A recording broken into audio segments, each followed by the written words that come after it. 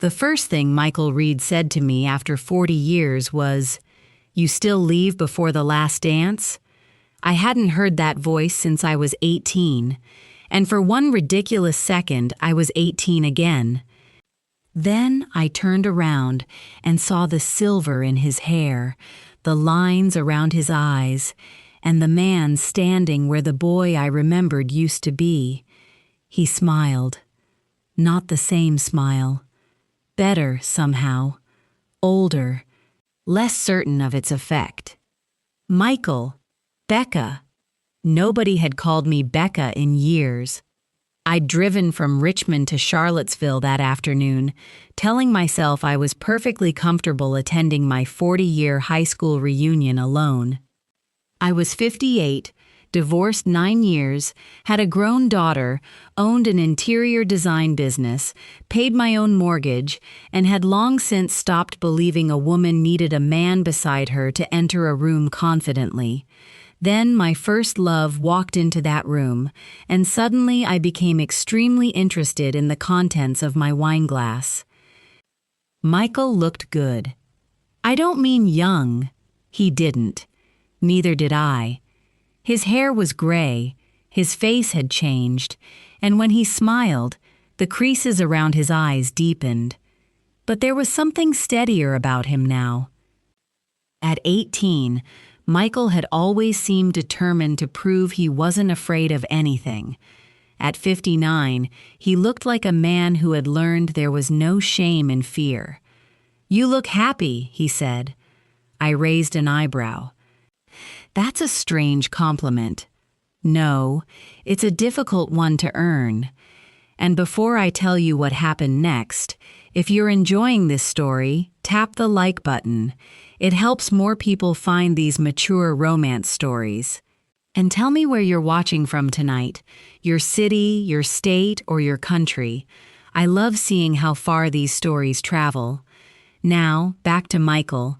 That was Michael. 2 minutes back in my life, and already saying things I would remember later. We talked. Carefully at first. He'd become a firefighter, eventually a captain, and had recently retired after 36 years. He lived in Raleigh, married once, divorced, 2 grown sons. I told him about my daughter, my business, my divorce. We spoke like 2 people interviewing each other for positions in lives that had already happened, and beneath all of it was the question neither of us asked. Why did you leave me? Before either of us could get there, one of the reunion organizers tapped a microphone. She announced that during renovations to the old high school, workers had discovered our class time capsule from 1986. I stopped breathing for a second. I remembered that box. We had all written letters or predictions about where we thought we'd be when it was eventually opened. Apparently, the capsule had been misplaced decades earlier. Now they planned to open it the following afternoon. Michael looked at me. I looked at him. "You remember?" he said. Unfortunately, I did.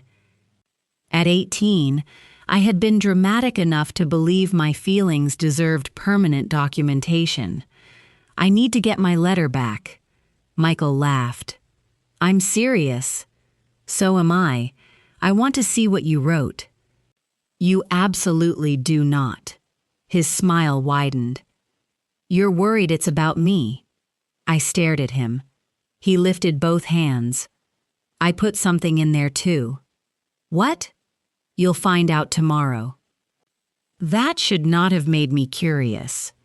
It did. The next morning, I learned that Michael and I had been volunteered to help finish a photo display because an old yearbook photograph showed us working together on the senior memory board. Apparently, 40 years was not long enough to escape committee work. We spent an hour arranging photographs while people wandered in and out of the ballroom. At first, we talked about classmates, then our children, then his retirement. Michael admitted he hated it more than he expected. For 36 years, somebody always knew where I was supposed to be, he said. Now I wake up and apparently I'm in charge of myself. That sounds terrible. It's been an adjustment. I laughed. And that was when I noticed something dangerous. I liked him. Not the memory of him. Him. The man standing beside me, making fun of himself because he no longer needed to appear fearless. That made the question I'd avoided harder to ignore. So I asked it. Why did you disappear? Michael stopped moving. The photograph in his hand stayed suspended over the display board. What? That summer, before college, you stopped calling. Then you left town early. His expression changed completely. Becca, I thought you left me. I almost laughed. That isn't what happened. I called your house. No, you didn't. Yes, I did. He set the photograph down. Your father answered. My irritation faded. Michael continued carefully.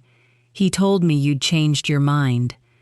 That you were taking the scholarship in Virginia and didn't want to talk to me because you thought a clean break would be easier. I stared at him. My father loved you. He liked me fine until you started talking about following me to North Carolina. I remembered the arguments. My father telling me I had earned a scholarship and was about to throw it away over a high school romance. I'd told him Michael and I would make it work. Then Michael stopped calling. Or so I had believed. You could have tried again. I did. How many times? 3. 3 times? We were 18, Becca. It felt like 30. I looked away. For 40 years, I had remembered myself as the girl who had been abandoned. Michael had remembered himself the same way. Later that evening, an old classmate named Janet joined us at the bar. When Michael mentioned my father, she laughed. Your dad nearly lost his mind that summer. I turned toward her. What? You told everyone you were thinking about giving up your scholarship to follow Michael. Your father told my mother he'd lock you in the house before he let you do it. Michael didn't look triumphant. That mattered. He simply looked sad. A slow song began playing across the ballroom. He held out his hand. Dance with me. I almost said no out of habit. Then I took it. We moved slowly among people who had known us when our entire future seemed to fit inside one school year. Michael's hand rested lightly at my waist. Mine was on his shoulder. We were idiots, he said. We were 18. Same thing. I laughed against him. And for the first time, I understood how much of my adult life I had built around a story that might never have been true. Whenever somebody became distant, I left emotionally before they could leave physically. I called it dignity. Maybe sometimes it was.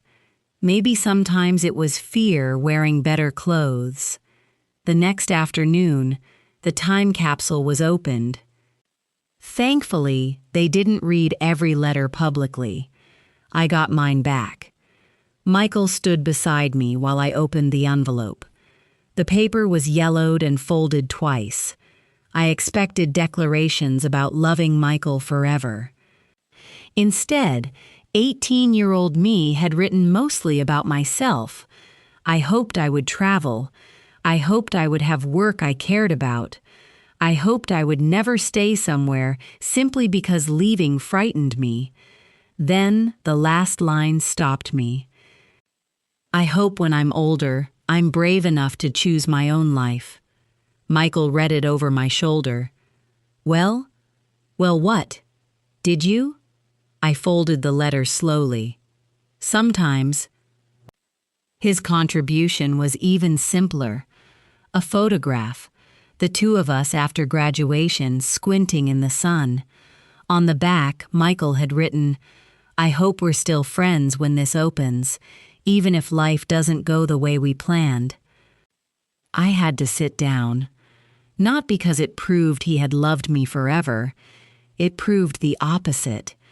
At 18, Michael had already understood something neither of us had been mature enough to live. Plans change. People change. Life changes.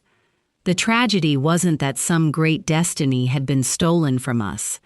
We had simply been two frightened kids who let one lie, wounded pride, and silence make a 40-year decision.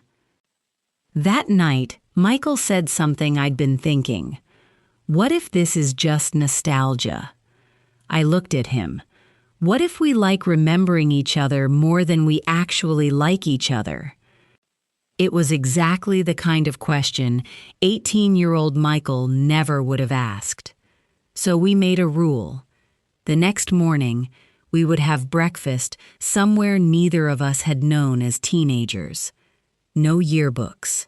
No reunion. No old classmates. No stories beginning with "remember when." Just Rebecca and Michael. Now. We found a diner on the edge of town. We talked for 2 hours. About my daughter. His sons. My business. His retirement. Books. Travel. Dating after divorce. The strange indignities of reading glasses. His knee. My shoulder. The fact that he wanted to see Arizona, and I thought voluntarily visiting a desert in July, sounded like evidence of poor judgment. And somewhere between the second cup of coffee and an argument about whether people should recline airplane seats, I knew. I liked this man more than I remembered liking that boy. When we left, we walked for a while. Michael stopped near my car. For once, he seemed unsure what to do. I could have waited. I didn't. I stepped closer and kissed him, briefly. Then I looked at him and decided brief had been unnecessarily cautious, so I kissed him again. When I pulled away, Michael smiled. "Well, don't ruin it." I wasn't going to. "You were thinking about it." I was thinking I'm glad you finally stayed for something. That should have annoyed me. Instead, I kissed him once more. And then, because life rarely allows a perfect moment to remain uncomplicated for long, Michael told me about Arizona. He had accepted a 6-month contract teaching emergency response training outside Phoenix. He was leaving in 3 weeks. The old story came rushing back immediately. Of course, Michael was leaving. Again. I must have gone quiet because he said, "Say something." I looked at him. "Were you going to tell me?" "Yes." "When?" "Before I kissed you." I raised an eyebrow. "You didn't kiss me." That earned a reluctant smile. "You know what I mean." And I did. That was the difference. 40 years earlier, I had believed Michael vanished without giving me a choice. Now he was standing in front of me offering the truth before either of us knew what it would cost. The final reunion dance was that evening. For most of my adult life, I left events early. I told myself I disliked crowds. The truth was, leaving first had become something of a specialty, but that night I stayed. When the last song began, Michael found me. "You're still here." I noticed. He held out his hand. I took it. We danced slowly. No pretending we were 18. No fantasies about recovering lost years. I didn't want those years anymore. They had made me who I was. They had made him who he was. When the song ended, Michael walked me toward the lobby. "I could turn down Arizona," he said. "No." He studied me. "Go." "Becca." Michael, go to Arizona. His face tightened slightly. Then I smiled. 6 months isn't 40 years. He stared at me for a second, then laughed softly. We made plans before we separated. Not romantic promises. Plans. He would come to Richmond the following weekend. I would visit Raleigh before he left. I would fly to Arizona in November when normal human beings could safely stand outside. 40 years earlier, I had left a dance believing Michael Reed had taught me never to wait for a man. At 58, I finally understood the lesson I'd missed. Waiting and choosing aren't the same thing. So I kissed him goodnight, watched him walk away, and this time, I knew exactly when I would see him again. You know, after telling you this story, I realized something. Some moments were never meant to be told to everyone. They're too personal, too tender, too close to the heart, and there are still things I've never said out loud, thoughts I kept to myself, letters I never sent, confessions I was too afraid to share here. If you've stayed with me this far, then I think you understand the kind of love I mean, the kind that feels complicated, maybe even forbidden. And yet somehow, it still reaches a part of you that needs healing. That's why I created something private, a collection called Confessions of Unexpected Love. These aren't just stories. They're the things I couldn't say anywhere else. My private words, my secrets, the emotions that felt too intimate to share in public. And inside that collection, you'll also find a quiet way to connect with me.